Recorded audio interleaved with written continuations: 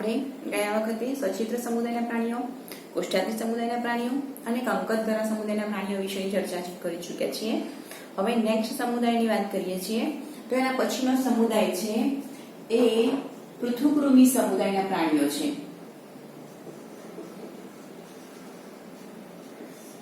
પૃથુકૃમિ સમુદાયના પ્રાણીઓ, પૃથુકૃમિની વાત કરી હતી મિત્રો આપણે, તો પૃથુ એટલે ચપટા, ચપટા કૃમિ જેનું શરીર ચપટો અને દબાયેલું છે તેવા જે છે એને પૃથુકૃમિ સમુદાયની અંદર તેવા સજીવોને મૂકવામાં આવે છે. આ જે સજીવો છે એનું શરીર છે કેવું હોય છે તો પૃષ્ઠ વક્ષ બાજુએ ચપટું જોવા મળે છે, માટે તેને આપણે પૃથુકૃમિની અંદર મૂકવામાં આવે છે.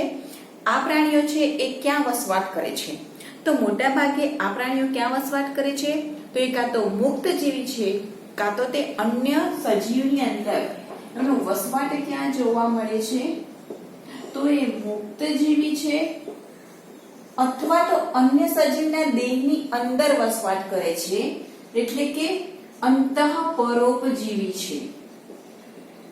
અંતઃપરોપજીવી રચના ધરાવતા સજીવો છે.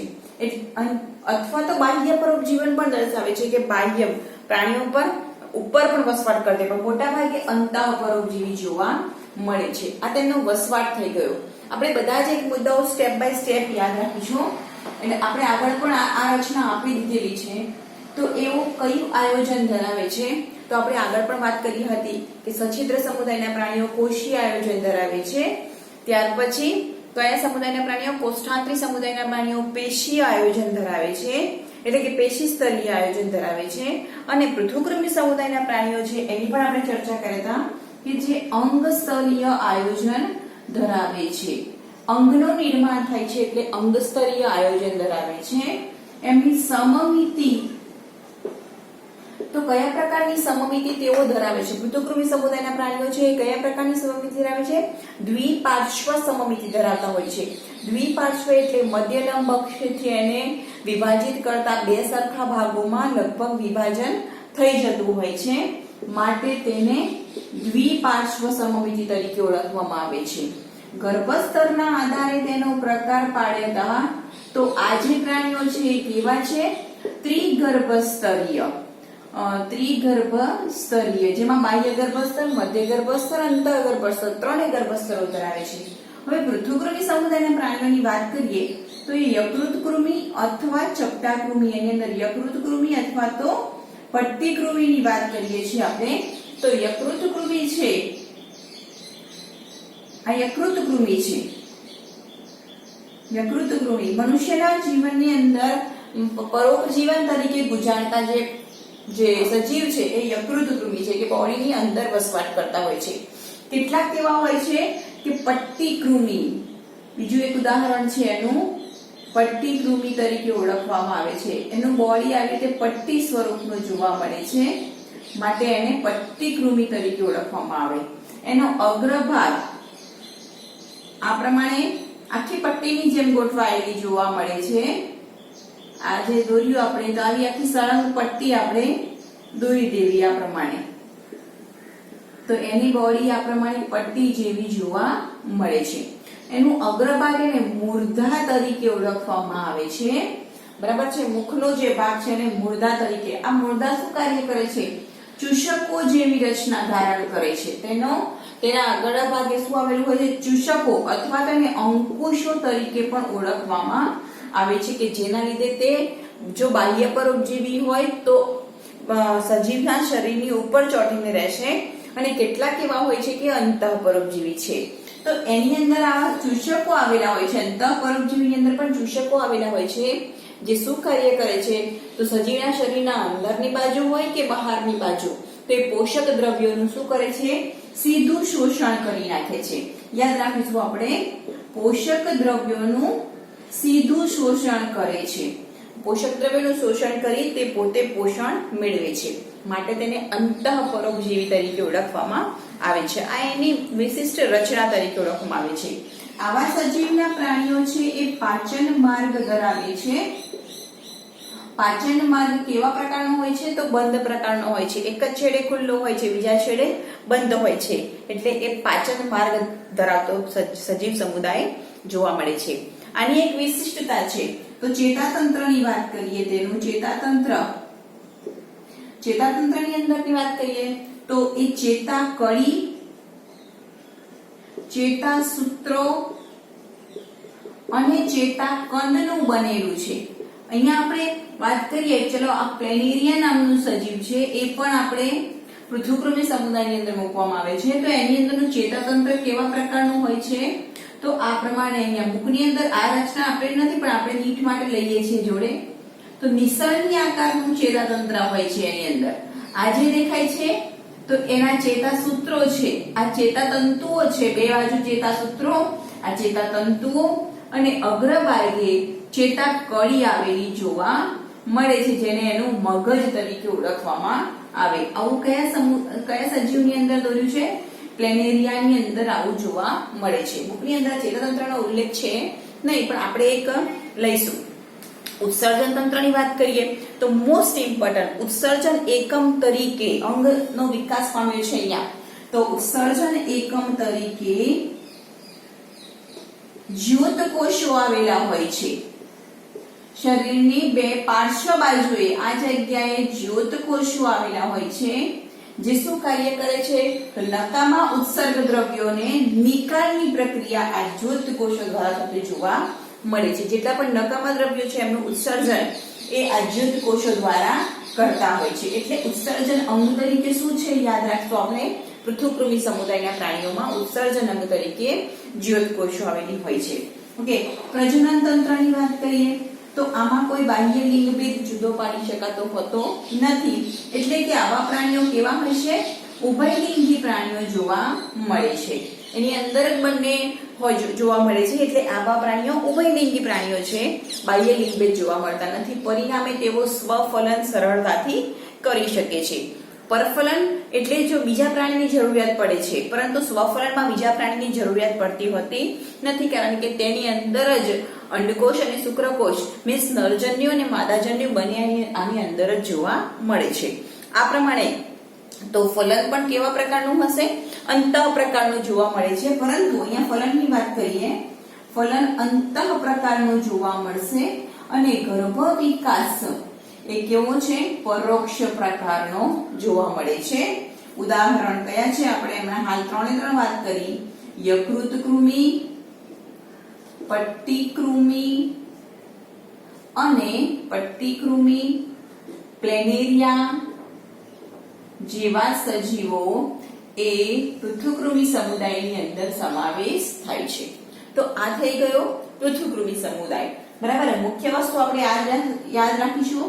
આ ચૂષકોની રચના આવેલી હોય છે, મૂળદા અને ચૂષકોની રચના આવેલી હોય છે, જ્યોતકોષો આવેલા હોય છે. પ્રાણી કેવું છે? એની અંદર ચેતાતંત્ર કેવા પ્રકારનું છે અને પ્રાણી કેવું છે? ઉભયલિંગી. ઓકે, આટલા મુદ્દા ખાસ આપણે ધ્યાન રાખીશું. હવે એના પછીનો સમુદાય છે પૃથુકૃમિ સમુદાય. પછીનો સમુદાય છે સૂત્રકૃમિ સમુદાય. સૂત્ર જેનું શરીર કેવું છે? નળાકાર, લાંબુ, સૂત્ર જેવું આવેલું છે. સૂત્ર જેવું છે તો તેને આપણે સૂત્રકૃમિ સમુદાયની અંદર મૂકવામાં આવે છે. એની અંદર એક આપણે લખીએ કે સૌપ્રથમ વાર, મોસ્ટ ઇમ્પોર્ટન્ટ મુદ્દો આપણે નોંધશું કે સૌપ્રથમ વાર સંપૂર્ણ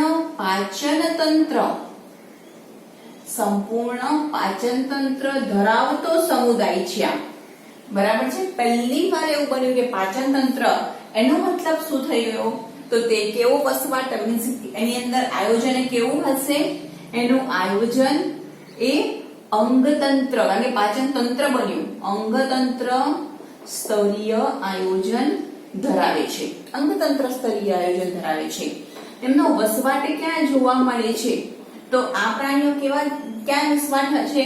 એ બાહ્ય પરોપજીવી, બાહ્ય કે અંતઃપરોપજીવી, મોટા ભાગે અંતઃપરોપજીવી જ પ્રાણીઓ જોવા મળે. હું ઉદાહરણ પહેલા લખું છું એટલા માટે તમારા મગજમાં એક ક્લિક થાય કે આ વસ્તુ અહીંયા જોવા મળે છે. તો ઉદાહરણ પહેલા એટલા માટે, આમ વાસ્તવમાં ઉદાહરણ છે નહીં લખવાનું, પણ તમે ઉદાહરણ જાણતા હો તો તમને એ આઈડિયા રહે કે આપણે આ પ્રાણી વિશે ભણી રહ્યા છીએ. તો કરમયું છે, વાઉકેરિયા છે, કરમયું, વાઉકેરિયા ઇઝ ઇક્વલ ટુ જે વાળાનો રોગ થતો હતો વાળો તરીકે ઓળખવામાં આવે છે. અને બીજું છે એસાઇલોસ્ટોમા. એસાઇલોસ્ટોમા. આ 3 ઉદાહરણ લઈએ છીએ. એમનો વસવાટ ક્યાં છે? તો બાહ્ય કે અંતઃપરોપજીવી વસવાટ ધરાવે છે. સમમિતિની વાત કરીએ તો આ પણ દ્વિપાર્શ્વ સમમિતિ ધરાવતા જોવા મળે છે. ગર્ભસ્તરની વાત કરીએ તો ગર્ભસ્તરની અંદર કેવા છે? કૂટ ગર્ભસ્તરીય રચના ધરાવતા હશે. કૂટ ગર્ભસ્તરીય અથવા તો આભાસી ગર્ભસ્તર. એની અંદર ત્રિગર્ભસ્તર તો હોય જ છે, પરંતુ બાહ્ય ગર્ભસ્તર અને અંતઃગર્ભસ્તરના મધ્યમાં શું આવેલી હોય છે? મધ્યશ્લેષ્મની પુટિકાઓ આવેલી હોય છે. દાખલા તરીકે આ પ્રમાણેની રચના જોવા મળશે. આપણે આકૃતિ મેં તમને પહેલા મોકલાઈ કાઢી હતી. તો સપોઝ આ બાહ્ય ગર્ભસ્તર છે, આ પ્રમાણેનું બાહ્ય ગર્ભસ્તર છે, મધ્ય ગર્ભસ્તર છે અને આ અંતઃગર્ભસ્તર છે. તો અહીંયા મધ્ય ગર્ભસ્તરની અંદર મધ્યશ્લેષ્મ નામની પુટિકાઓ આવેલી હોય છે. એને આભાસી તરીકે ઓળખવામાં આવે છે. તો બાહ્ય, મધ્ય અને અંતઃગર્ભસ્તરમાં મધ્ય ગર્ભસ્તર કેવું હોય છે? આભાસી કૂટદેહ કોષ્ઠ ધરાવતું. માટે આવા પ્રાણીઓને કૂટદેહ કોષ્ઠી પ્રાણી તરીકે ઓળખવામાં આવે છે. કૂટદેહ કોષ્ઠી. દેહ કોષ્ઠી તો ખરા જ, પણ કેવા છે? કૂટદેહ કોષ્ઠી તરીકે ઓળખવામાં આવે છે. તો આનો ગર્ભસ્તરની રચના થઈ ગયા. પાચન માર્ગની વાત કરીએ ફ્રેન્ડ્સ, પાચન માર્ગની અંદર તો સૌપ્રથમ વાત રાખશો કે સંપૂર્ણ પાચન તંત્ર જોવા મળે છે. સંપૂર્ણ પાચન માર્ગ એટલે કે તેની અંદર મુખદ્વાર પણ આવેલું હોય છે અને મળદ્વાર પણ આવેલું હોય છે. આ જે બોડી છે, પાચન માર્ગની વાત કરીએ તો એનું શરીર છે એ કેવું હોય છે? લીસું છે. એની અંદર વજ્રકેશો આવેલા હોતા નથી. વજ્રકેશો કે કેશો મીન્સ એની અંદર કેશ રચના, વજ્રકેશો નથી લખતા, પરંતુ આપણે કેશ રચનાનો અભાવ જોવા મળે છે. એટલે એનું બોડી કેવું છે? લીસું છે. એની ઉપર કોઈ રોમ કે કેશ હોતા નથી. ઓકે, તો આ થઈ ગયું પાચન માર્ગ. હવે એનું જોઈએ પ્રજનન માર્ગની અંદર. આ એક પ્રાણી એવું છે કે કેવું ધરાવે છે? એક લિંગી છે. અત્યાર સુધીમાં આપણે ઉભયલિંગી જોઈ ગયા, અહીંયા એક લિંગી છે. એટલે કે નર અને માદા એ સ્પષ્ટ લિંગભેદ ધરાવે છે. નર અને માદા એ સ્પષ્ટ લિંગભેદ ધરાવે છે. બાહ્ય લિંગભેદ જોવા મળે છે, જેમાં નર છે એ કેવું હોય છે? માદા કરતા નાનું હોય છે. આ કિસ્સામાં એક ઉલટું છે. બાકી જનરલી માદા નાના હોય અને નર મોટા હોય છે, પરંતુ માદા કેવી હોય છે? મોટા, અને નર કેવા હોય છે? નાની રચના ધરાવતા જોવા મળે છે. ઓકે, તો આ છે સૂત્રકૃમિ સમુદાયના પ્રાણીઓની રચના. હવે બાહ્ય લિંગભેદની વાત કરીએ આપણે કે એકલિંગી પ્રાણીઓ જોવા મળે છે અને બાહ્ય લિંગભેદ નર અને માદાની અંદર જોવા મળે છે. ઉત્સર્જન તંત્રની વાત કરીએ અહીંયા. ઉત્સર્જન તંત્ર, તો ઉત્સર્જન તંત્રની અંદર શું આવેલું હોય છે? મિત્રો, ઉત્સર્ગ નલિકા યાદ રાખશું આપણે. ઉત્સર્ગ નલિકાઓ દ્વારા નકામા ઉત્સર્ગ દ્રવ્યોનું શોષણ થાય છે અને ઉત્સર્ગ છિદ્ર દ્વારા એનો ત્યાગ થાય છે. શરીરની બોડીની ઉપર ઉત્સર્ગ છિદ્રો આવેલા છે ઝીણા ઝીણા, પરંતુ ઉત્સર્જનની પ્રક્રિયા કોના દ્વારા થાય છે? તો ઉત્સર્ગ નલિકાઓ દ્વારા. અંડરલાઈન મારજો, તે જે બુકની અંદર લીટી દેખાતી હોય તેની આપણે અંડરલાઈન મારશું કે એ પણ કેવી છે? શાખિત ઉત્સર્ગ નલિકાઓ ધરાવે છે કે જે ઉત્સર્ગ છિદ્રો દ્વારા નકામા ઉત્સર્ગ દ્રવ્યોનું નિકાલ કરવાની પ્રક્રિયા કરતું હોય છે. તો ઉત્સર્જન તંત્રની વાત કરીએ. પ્રજનન તંત્રની વાત કરી. ફલનની વાત કરીએ તો ફલન કેવા પ્રકારનું જોવા મળે છે ફ્રેન્ડ્સ? અંતઃફલન પ્રકારનું ફલન જોવા મળે છે. અહીંયા પણ ફલન અંતઃફલન છે. અહીંયા પણ ફલન કેવું હતું? અંતઃફલન. આપણે છેલ્લે બધા જ સમુદાયો ભેગા થઈ અને આ આખી રચના હોમવર્કમાં બનાવવાની છે. આખી રચના એ કમ્પેરિઝન, બધા જ સમુદાયોની કમ્પેરિઝન આપણે કરીશું. ઓકે, તો આ પ્રમાણે ફલનની પ્રક્રિયા જોવા મળે છે. ગર્ભ વિકાસ મોટા ભાગે કેવો છે? સીધો ગર્ભ વિકાસ. અત્યાર સુધીમાં આપણે બધો જ ગર્ભ વિકાસ જોઈ ગયા, એમાં પરોક્ષ ગર્ભ વિકાસ છે. અહીંયા ગર્ભ વિકાસ કેવો જોવા મળે છે? સીધો જોવા મળે છે. સીધો જોવા મળે છે એનો મતલબ કે અહીંયા બાળ પ્રાણી જોવા મળે છે. જેવું બાળ પ્રાણી હોય જેવું મોટું પ્રાણી હોય એવું નાનું પ્રાણી જોવા મળે છે અને બાળ પ્રાણી તરીકે ઓળખવામાં આવે છે. માટે તેને આપણે સીધો ગર્ભ વિકાસ તરીકે ઓળખવામાં આવે. ઓકે, તો આ થઈ ગયો કયો સમુદાય? સૂત્રકૃમિ. એમાં મોસ્ટ ઇમ્પોર્ટન્ટ વસ્તુ એક કુટદેહ કોષ્ઠી ધરાવે છે, નર અને માદા જુદા પાડી શકાય છે, બાહ્ય લિંગભેદ જણાવે છે અને તે અંતઃપરોપજીવી છે. આપણી બોડીની અંદર રહે છે. આપણને ખબર છે કરમિયું છે આપણી બોડીની અંદર રહે છે.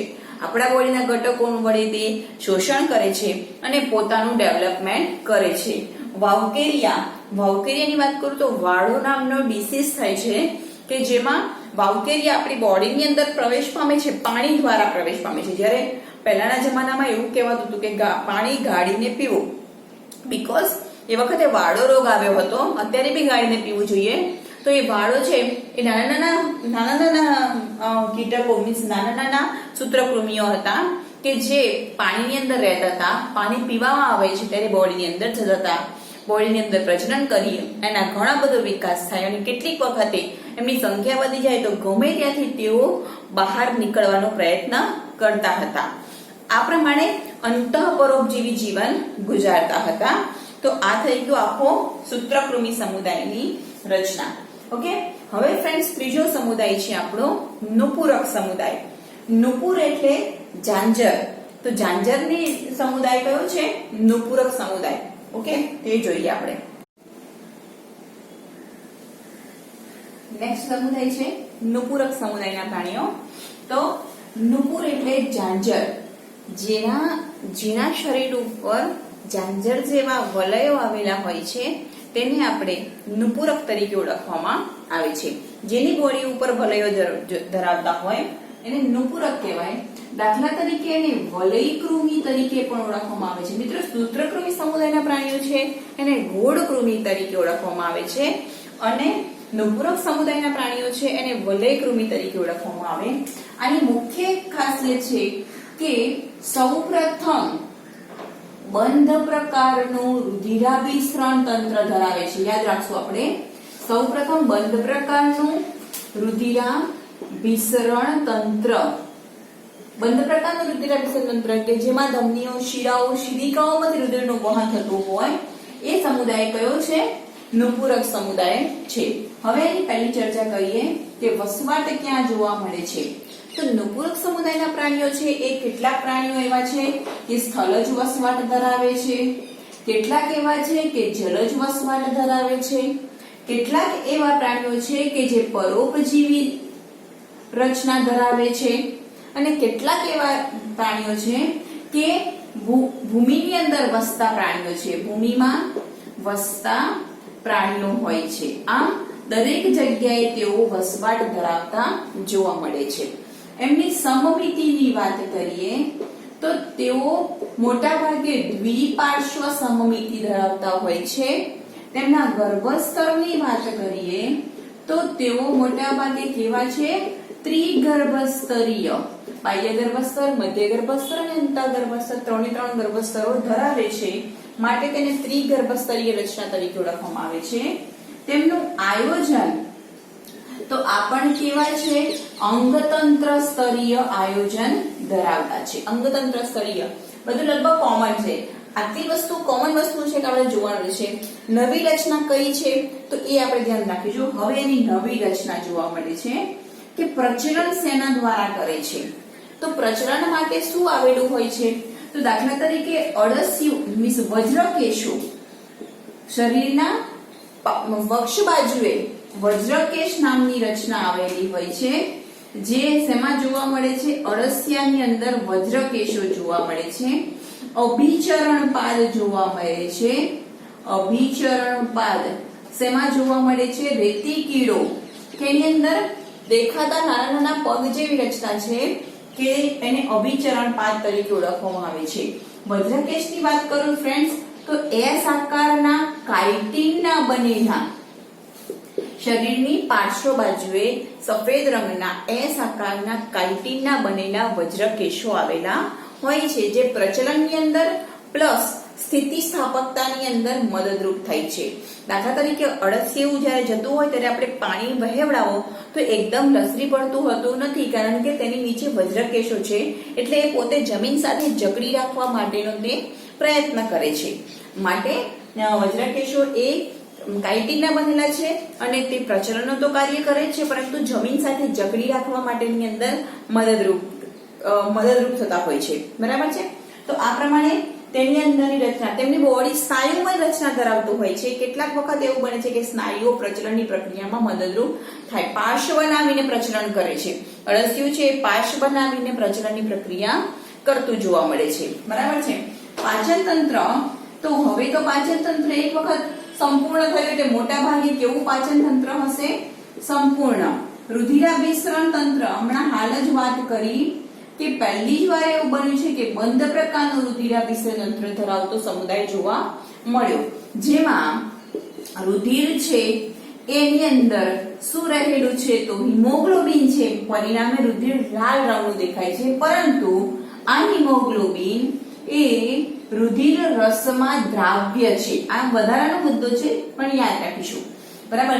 રુધિર એ કયું સ્વરૂપ હોય છે? હિમોગ્લોબિન હોય, પરંતુ એ હિમોગ્લોબિન રુધિર રસની અંદર દ્રાવ્ય જ હોય છે. એમાં રક્તકણો અને જુદા પાડી શકાતા હોતા નથી. આપણી બોડીમાં રક્તકણો મીન્સ રુધિર રસ અને રુધિર કણ આ બે જુદા જુદા છે, જ્યારે અહીંયા રુધિર રસની અંદર જ હિમોગ્લોબિન પ્રસરણ પામેલું જોવા મળે છે. તો આ પ્રમાણે રુધિરાભિસરણ તંત્ર, પરિવહન તંત્ર જોવા મળે છે. તો એ પરિવહન તંત્ર કેવા પ્રકારનું હોય છે? બંધ પ્રકારનું. ઓકે. હવે આવશે એનું ઉત્સર્જન તંત્ર. ઉત્સર્જન અંગ તરીકે શું આવેલું હોય છે? યાદ રાખીશું આપણે, ઉત્સર્ગિકા આવેલી હોય છે. ઉત્સર્ગિકા જુઓ, પૃથુકૃમિની અંદર જ્યોતકોષો છે, સૂત્રકૃમિની અંદર ઉત્સર્ગ નલિકાઓ આવેલી હતી, અહીંયા ઉત્સર્ગિકા આવેલી જોવા મળે છે. આ ઉત્સર્ગિકાઓ જુદા જુદા એના સ્થાનના આધારે જુદા જુદા પ્રકારો પાડવામાં આવ્યા છે. કયા કયા પ્રકારો છે તે વધારાનું છે, જરાક બુકમાં નથી પણ આપણે લઈએ છીએ જોડે. તો ત્વચીય ઉત્સર્ગિકા એ ત્વચાના ભાગે આવેલી હોય છે. કંઠનળીના ભાગે આવેલી છે, કંઠનાળીય ઉત્સર્ગિકા જોવા મળે છે.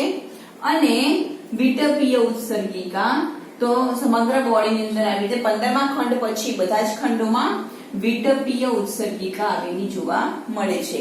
આમ ઉત્સર્ગિકા દ્વારા તે ઉત્સર્જનની પ્રક્રિયા કરે છે. બરાબર છે. તો આ અળસિયાનું ઉત્સર્જન તંત્ર છે. હવે એનું ચેતાતંત્ર છે. તો ચેતાતંત્ર શેનું બનેલું છે? તો ચેતાકંદ, ચેતાકડી અને ચેતાસૂત્રોનું બનેલું ચેતાતંત્ર જોવા મળે છે. બરાબર. આ ટોપિક વાઇઝ કરશું એટલે આપણને સરળતાથી યાદ રહી જાય. અને હવે એનું પ્રજનન તંત્રની વાત કરીએ તો પ્રજનન તંત્રમાં અળસિયું છે, જળો છે એ કેવા છે? તો ઉભયલિંગી છે. ઉભયલિંગી છે કે જેની અંદર અંડકોષ અને શુક્રકોષ બંને એક જ બોડીની અંદર જોવા મળે છે, એટલે ઉભયલિંગી છે. જ્યારે રેતી કીડો છે એ કેવું જોવા મળે છે? એકલિંગી હોય છે. એમાં નર અને માદા જુદા પાડવામાં આવે છે, કે જેમાં શુક્રપિંડ ધરાવતું હોય એને નર કહીશું, અંડપિંડ ધરાવતું હોય એને માદા કહીશું. તો રેતી કીડો એકલિંગી પ્રાણી છે, જ્યારે અળસિયું છે એ ઉભયલિંગી પ્રાણી છે. એના ઉપરથી આપણે પ્રજનન કયું હશે? તો મોટા ભાગે લિંગી પદ્ધતિ દ્વારા પ્રજનનની પ્રક્રિયા થતી જોવા મળે છે. ઓકે. ઉદાહરણ આપણે અહીંયા બધા લઈ લીધા છે. રેતી કીડો છે, અળસિયું છે અને જડો છે. મિત્રો જડો છે એ ચૂષકો રચના ધરાવે છે. બોડીની ઉપર જો ચોટી જાય તો એના ચૂષકો વડે ચોટી જાય છે અને ઉખાડી ઝડપથી શકાતો હોતો નથી ને આપણી બોડીમાંથી રુધિરનું શોષણ કરતો હોય છે, એટલે લોહી ચૂસવાની પ્રક્રિયા કરતો હોય છે. એને જડો તરીકે ઓળખવામાં આવે છે, જે બાહ્ય પરોપજીવી છે. એટલું યાદ રાખીશું. તો આ થઈ ગયો નુપૂરક સમુદાયના પ્રાણીઓ. બરાબર છે. અને હવે આપણે જોઈશું સંધિપાદ સમુદાયના પ્રાણીઓ. એના પછીનો સમુદાય છે સંધિપાદ. મોસ્ટ ઇમ્પોર્ટન્ટ સમુદાય છે સંધિપાદ સમુદાય. એવું કહી શકાય છે કે સંધિપાદ સમુદાય એટલે સૌથી મોટો સમુદાય. જો સમુદાયોમાં સૌથી મોટામાં મોટો સમુદાય હોય તો એ કયો છે? સંધિપાદ. સંધિપાદ એના ઉપરથી કહી શકાય કે સાંધાવાળા જે ઉપાંગો ધરાવે છે, સાંધાવાળા ઉપાંગો ધરાવતો હોય તો તેને આપણે સંધિપાદ તરીકે ઓળખવામાં આવે છે. ચલો, એનો વસવાટ ક્યાં જોવા મળે છે? તો આ પ્રાણીઓ સ્થલજ અને જલજ, સ્થલજ પણ છે અને જલજ પણ છે, હવાઈ પણ જોવા મળે છે. આમ સમગ્ર બધી જ જગ્યાએ તેઓ વસવાટ ધરાવતા હોય છે. એની સમમિતિ, તો સમમિતિ અહીંયા દોરેલું છે, સામે લખીએ છીએ. સમમિતિ મોટા ભાગે દ્વિપાર્શ્વ, કેટલાક પ્રાણીઓની અંદર જ અરીય સમમિતિ ધરાવતા જોવા મળે છે. ગર્ભસ્તર, તો એ પણ કેવું છે? તો ત્રિગર્ભસ્તરીય રચના ધરાવતું હોય છે. એનું આયોજન સેમ ટુ સેમ અંગતંત્ર સ્તરીય આયોજન ધરાવે છે. ઓકે, હવે આની વિશિષ્ટતા જોઈએ આપણે કે સંધિપાદ સમુદાયના પ્રાણીઓ છે એની અંદર સૌથી વસ્તુ કે એના શરીરને, એની રચનાની અંદર આપણે જોઈએ તો શરીરના 3 ભાગોની અંદર વિભાજિત કર્યું છે. એના શરીરને 3 ભાગોમાં વિભાજિત કર્યું છે. એક છે શીર્ષ પ્રદેશ, બીજો છે ઉરસ પ્રદેશ અને ત્રીજો છે ઉદર પ્રદેશ. બરાબર છે? જો શીર્ષ અને ઉરસને જોડતી રચના હોય તો તેને આપણે શિરોરસ તરીકે ઓળખવામાં આવે છે, અને ઉરસ અને ઉદરને જોડતી રચના બને છે શીર્ષ અને ઉરસ. આ શીર્ષ છે, આ ઉરસ છે, નીચેનો ભાગ હોય એને ઉદર કહીશું. દાખલા તરીકે એક ઉદાહરણ આપણે લઈએ છીએ વંદો. તો વંદાની અંદર શીર્ષ છે, મધ્ય ભાગ છે એને ઉરસ કહીશું, અને નીચેનો ભાગ છે એને ઉદર કહીશું. શીર્ષ અને ઉરસને જોડતી એક રચના બને એને આપણે શિરોરસ કહીશું, અને ઉરસ અને ઉદરને જોડતી રચના હોય તો એને આપણે ઉરોદર તરીકે ઓળખવામાં આવે છે. તો આ એની ખાસિયત છે કે 3 ખંડોમાં વિભાજિત થયેલું છે. નુપુરક છે એની મતલબ આખા શરીરમાં સમખંડીય ખંડતા ધરાવે છે, જ્યારે અહીંયા ખંડતા તો જોવા મળે છે, બાહ્ય ખંડીય ખંડતા હોય છે, અંતઃખંડીય ખંડતા જોવા મળતી હોતી નથી. જ્યારે નુપુરકમાં બાહ્ય અને અંતઃ બંને ખંડીય ખંડતાઓ જોવા મળે છે. તો અહીંયા જે સંધિપાદ સમુદાયના પ્રાણીઓ છે એમાં બાહ્ય ખંડીય રચના છે, અંતઃખંડીય રચના જોવા મળતી હોતી નથી. બરાબર છે? તો આ શીર્ષ, ઉરસ અને ઉદરની અંદર આ સંધિપાદના દેહને વિભાજિત કર્યો હોય છે. પ્રજનન માટે તેમની અંદર પાંખો પણ આવેલી હોય છે અને સાંધાવાળા ઉપાંગો પણ આવેલા જોવા મળે છે. એટલે એની કોઈ વિશિષ્ટ રચના આપણે જોતા હોતા નથી. શ્વસન શેના દ્વારા કરે છે? નુપુરક સમુદાયના પ્રાણીઓ છે એની અંદર શ્વસન શેના દ્વારા કરે? તો વાયુ, ત્વચા દ્વારા. ત્વચા દ્વારા તેઓ શ્વસન કરતા હોય છે. જ્યારે અહીંયા શ્વસન માટે શું આવેલું હોય છે? કાં તો ઝાલરો આવેલા હોય, કેટલાકમાં ઝાલર પોથી હોય. દાખલા તરીકે કરોળિયા તો ઝાલર પોથી ધરાવે છે. પછી ઝાલરો શેમાં ધરાવે છે? જે જલજ પ્રાણીઓ છે તો એ ઝાલરો ધરાવતો હોય છે. કેટલાકમાં ફેફસા પોથી પણ જોવા મળે છે. બરાબર છે? ફેફસા પોથી, ઝાલર પોથી, ફેફસા પોથી. બરાબર? અને કેટલાક પ્રાણીઓ એવા છે કે જેમાં ફેફસા પણ જોવા મળે છે. બરાબર છે? પરંતુ મોટાભાગે ઝાલર પોથી અને ફેફસા પોથી દ્વારા શ્વસનની પ્રક્રિયા થતું હોય છે. બરાબર છે? શ્વસનની પ્રક્રિયામાં કયા અંગો આવેલા હોય છે? તો શ્વસન નલિકાઓ છે અને શ્વસન છિદ્રો છે. શ્વસન નલિકા અને શ્વસન છિદ્રોનું બનેલું હોય છે શ્વસન તંત્ર. બરાબર છે? કેટલાકમાં ઝાલરો હોય છે, કેટલાકમાં ઝાલર પોથી, કેટલાકમાં ફેફસા પોથી, કેટલાકમાં શ્વસન નલિકાઓ, શ્વસન છિદ્રો વગેરે શ્વસન માટે આવેલા જોવા મળે છે. પાચન તંત્ર, સંપૂર્ણ પાચન તંત્ર છે, આની અંદર છે એવું છે, સંપૂર્ણ પાચન તંત્ર છે. રુધિરાભિસરણ તંત્રની વાત કરીએ અહીંયા. રુધિરાભિસરણ તંત્ર કેવા પ્રકારનું છે? ખુલ્લા પ્રકારનું. આપણે આગળ ખુલ્લા પ્રકાર અને બંધ પ્રકાર વિશે આપણે ચર્ચા કરી ચૂકેલા છીએ. તો ખુલ્લા પ્રકારનું રુધિરાભિસરણ તંત્ર જોવા મળે છે. ચેતાતંત્રની વાત કરીએ તો ચેતાતંત્રમાં ચેતાસૂત્રો, ચેતાકળી વગેરે જોવા મળતું હોય છે. અને એની અંદર ઉત્સર્જન તંત્રની અંદર શું આવેલું હોય છે? ઉત્સર્જન તંત્ર, તો એની અંદર ઉત્સર્જન અંગ તરીકે હરિતપિંડ આવેલું જોવા મળે છે. માલપીધ્ય નલિકા આવેલી હોય છે. હરિતપિંડ અને કેટલાકમાં માલપીધ્યન નલિકાઓ આવેલી જોવા મળે છે. ઓકે, હવે છે એનું પ્રજનન તંત્ર. તો આ પ્રાણીઓ મોટા ભાગે કેવા છે? એકલિંગી પ્રાણીઓ છે, એટલે કે નર અને માદા બંનેને સ્પષ્ટતાથી અલગ પાડી શકાય છે. હવે આની એક વિશિષ્ટતા જોવા મળે છે કે તેની અંદર કંકાલ તંત્ર છે, પરંતુ કેવું છે? બાહ્ય કંકાલ જોવા મળે છે. બાહ્ય કંકાલ તરીકે શું આવેલું હોય છે? તો એની પાંખો. વંદો છે તો એની પાંખ આવેલી છે, પતંગિયું છે એની પાંખ આવેલી છે, માખી છે પાંખ આવેલી હોય છે. તો એ બાહ્ય કંકાલ તરીકેનું કાર્ય કરે છે અને તે અમુક સમય બાદ તેને રિમૂવ કરી દે છે, એટલે કે નીકાળી દે છે. આ પ્રક્રિયાને નિર્મોચનની પ્રક્રિયા કહેવામાં આવે છે કે તે તેમનું બાહ્ય કંકાલ એ અમુક સમય બાદ કાઇટિનનું બનેલું હોય છે, એની અંદર કાઇટિનનો ભરાવો થાય છે, પરિણામે તે બાહ્ય કંકાલ એનો નિકાલ કરે છે. તો બાહ્ય કંકાલના નિકાલની પ્રક્રિયાને નિર્મોચન તરીકે ઓળખવામાં આવે છે. તો નિર્મોચનની પ્રક્રિયા પણ તે કરે છે. બરાબર છે? એટલે કંકાલની અંદર યાદ રાખશું આપણે, નિર્મોચનની પ્રક્રિયા દ્વારા તેના શરીરનું બાહ્ય કંકાલ એ દૂર કરે છે. બરાબર છે? તો આ આખી રચના સંધિપાદ સમુદાયના પ્રાણીઓની જોવા મળે છે. બરાબર છે? અને ઉદાહરણમાં તમે લખો એટલા ઉદાહરણ આવશે, જેવા કે પતંગિયું, માખી, મચ્છર. બોલ અહીંયા લખતી નથી પણ બધા તમે યાદ કરો. પતંગિયું છે, માખી છે, મચ્છર છે, ફૂદા છે, બરાબર, મધમાખી છે. આ બધા જ વંદો છે, રેતી, પછી એ સિવાય કરોડીઓ છે, પછી કાનખજૂરો છે. આ બધા જ જેટલા સાંધાવાળા ઉપાંગો ધરાવે છે બધા જ સંધિપાદ સમુદાયની અંદર મૂકવામાં આવે છે. હવે સંધિપાદ સમુદાયના પ્રાણીઓમાં એક 3 વસ્તુ આપણે યાદ રાખીશું. કઈ કઈ વસ્તુઓ છે?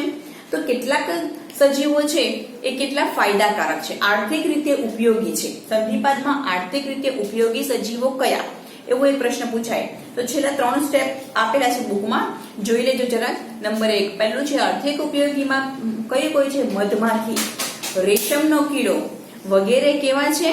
તો આર્થિક ઉપયોગી જોવા મળે છે. આ ઉપરાંત બીજા કયા છે? તો અહીંયા ક્યાંક આપણે લખીએ છીએ કે આર્થિક ઉપયોગી, એની અંદર રેશમનો કીડો જે રેશમ આપવાનું કાર્ય કરે છે, મધમાખી જે મધ આપવાનું કાર્ય કરે છે, લાખના કીડા, લાખનો કીડો છે જે લાખ આપવાનું કાર્ય કરે છે. લાખનો કીડો તરીકે ઓળખવામાં આવે, જે લાખ આપવાનું કાર્ય કરે, જે આર્થિક રીતે ઉપયોગી છે. કેટલાક એવા છે કે વાહકો છે, વહન કરે છે, જેવા કે મચ્છર. એમાં મચ્છરમાં ક્યુલેક્સ પેટિઝન એ મચ્છર છે. પછી ટાઇફોઇડ ઉત્પન્ન કરતો તો મચ્છર ઉત્પન્ન કરે છે. બરાબર છે? તો એ મચ્છર છે એ શું કાર્ય કરે છે? ટાઇફોઇડ ઉત્પન્ન કરવા, મેલેરિયા ઉત્પન્ન કરવા માટે એનાફિલસ છે, ક્યુલસ છે, વાઇવેક્સ છે વગેરે મચ્છરો છે એ શું કરે છે? તો વાહકો તરીકેનું કાર્ય કરે છે. અને કેટલાક સંધિપાદો એવા છે કે જે વહન કરવાની અંદર મદદરૂપ થાય, એટલે કે રોગો ઉત્પન્ન કરવાની અંદર મદદરૂપ થતા હોય છે. તેવા સંધિપાદની વાત કરીએ આપણે. અને છેલ્લા એવા છે કે ટોળામાં રોગ ઉત્પન્ન કરતા હોય તેવા સંધિપાદોમાં તીડ. આપણને ખબર છે કે તીડનું ટોળું આવ્યું હોય ત્યાં આખો પાકનો નાશ થઈ જાય છે. તો તીડ છે એ ટોળામાં રહેતા હોય છે. બરાબર છે? આગળ વાહકોની અંદર ઉદાહરણ લખવા હોય તો લખી કાઢો કે એનાફિલસ છે, ક્યુલેક્સ છે, ક્યુલેક્સ પેટિઝન અને એડિસ મચ્છર. બરાબર છે? આ 3 છે જે વાહકો તરીકેનું કાર્ય કરે અને રોગ ઉત્પન્ન કરવા માટે જવાબદાર છે. ઓકે, અને છેલ્લું છે કે જીવંત અશ્મિ, મોસ્ટ ઇમ્પોર્ટન્ટ છે, અંડરલાઈન મારી દેજો, બુકની અંદર આપેલું છે. કિંગ ક્રેબ, જીવંત અશ્મિ, કિંગ ક્રેબ. અશ્મિ કોને કહીશું? અશ્મિ એટલે શું? તો પથ્થરોની અંદર વર્ષો પહેલા પથ્થરોની અંદર, ખડકોની અંદર દબાયેલા અને સચવાયેલા પથ્થરોની ઉપર રહેલા જીવની છાપ, એને અશ્મિ તરીકે ઓળખવામાં આવે છે. ઇંગ્લિશમાં કહીશું ફોસિલ. દાખલા તરીકે વર્ષો પહેલા કોઈક મૃત પામી ગયું છે, એની ઉપર ખડકો દટાતા ગયા. જ્યારે ખડકોનું ખોરણ કરવામાં આવ્યું ત્યારે જે જીવ હતો એ ખડક પર એવી રીતે દટાઈ ગયું હતું કે ખડક પર એની છાપ બેસી ગઈ. તો એ જે છાપ વાળો જે પથ્થર છે એને આપણે અશ્મિ તરીકે ઓળખવામાં આવે છે. એટલે વર્ષો પહેલા ક્રિંગ ક્રેબ એનું અશ્મિ જોવા મળ્યું છે. બરાબર છે. એટલે જીવંત અશ્મિ કે આની તારીખમાં તે જોવા મળે છે. એવા સજીવો પહેલા હતા તો એવા સજીવો અત્યારે પણ જોવા મળતા હોય છે. એને જીવંત અશ્મિ તરીકે ઓળખવામાં આવે છે. તો ચાર એની અલગ પાડીએ છીએ. આર્થિક ઉપયોગી, એક વાહક તરીકે, પછી બીજો છે જીવંત અશ્મિ, અને ચોથું છે ટોળામાં વસતા સજીવો. બરાબર છે. તો આ થઈ ગઈ સંધિપાદ સમુદાયની રચના. તો મુખ્ય આપણે ચાર સમુદાયો આપણે ભણી ગયા આજે. પૃથુકૃમિ સમુદાય ભણી ગયા, સૂત્રકૃમિ સમુદાય ભણી ગયા, નુપુરક સમુદાય અને સંધિપાદ સમુદાય. બરાબર. ચારે સમુદાયની અંદર આવા ચાર મુદ્દાઓ આપણે જુદા પાડશું અને આ પ્રમાણે લખવાનો પ્રયત્ન કરશું. બરાબર છે. તમને નોટ્સ હું મોકલાઈ દઈશ જોડે, એટલે તમે એમાંથી પણ લખી શકશો. પણ પ્રયત્ન કરો બુકની અંદરથી પણ એવી રીતે શોધીને લખવાનો. ખ્યાલ જાતે લખશો તો તમને મજા આવશે. અને બુકની અંદર છે એના કરતા આપણે વધારે કંઈક આપ્યું છે. બુકની અંદર આટલી બધી ચર્ચા આપેલી છે નહીં, પણ આપણે તો નીટ સંકલન તૈયાર કરવું છે, માટે આ બધું જ આપણે તૈયાર કરવું જરૂરી છે. ઓકે.